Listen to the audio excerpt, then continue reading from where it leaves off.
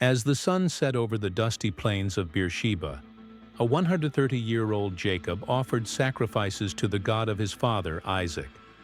His life was etched into the lines on his face, his beard streaked with silver. Clad in the simple robes of a Canaanite patriarch, he knelt before a stone altar. In the flickering firelight, a vision appeared. The voice of the Lord, like thunder in the desert night, boomed across the land, assuring the old man he must not fear going to Egypt. For there, in a foreign land, God would make of him a great nation. As dawn broke, Jacob, now called Israel, rose with a new sense of purpose. His 70 descendants, all sharing the same Semitic heritage, gathered their belongings. His sons began to appear. First, the sons of Leah. Reuben, a sturdy man in his 50s. Simeon and Levi, twins with the fierce gaze of their youth still burning in their eyes. And Judah, broad-shouldered and commanding, a natural leader. Issachar and Zebulun, younger but weathered by years of labor, loaded donkeys with grain and tents. Next came the sons of Jacob's other wives, Bilhah and Zilpah. Dan and Naphtali, dressed in simple, undyed wool. Gad and Asher, rugged herdsmen with calloused hands, secured the flocks of goats and sheep. Every man, woman, and child in this growing clan reflected their shared ancestry. Dark hair, warm brown eyes, and the resilient features of a nomadic people shaped by the harsh sun of Canaan.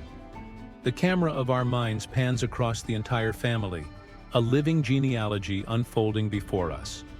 We see Benjamin, Jacob's youngest, now a father of 10 himself, standing protectively near his own sons.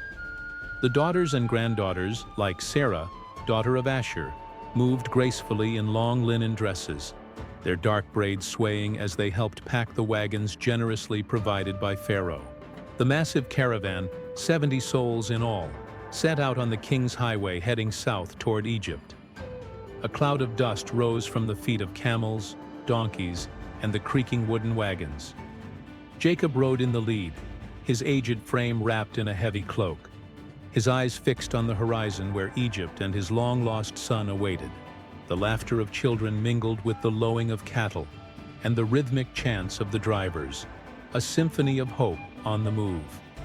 Finally, the lush green of the Nile Delta came into view, a stark contrast to the golden desert they had crossed. And there, awaiting them, was Joseph.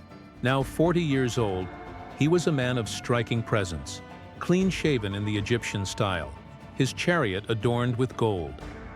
His fine linen and collar of office gleamed, but his high cheekbones and deep brown eyes were unmistakable. He was a son of Israel. Leaping from his chariot, he rushed to his father, falling on Jacob's neck and weeping aloud. The brothers stood back, their rough Canaanite robes a world away from Joseph's regal attire. One by one, the brothers approached. Judah stepped forward first, bowing low. Levi and Simeon followed, their eyes once wary, now softened by the years and this incredible reunion.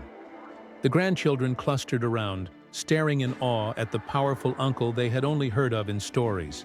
Jacob, with tears of joy streaming down his weathered cheeks, blessed his son.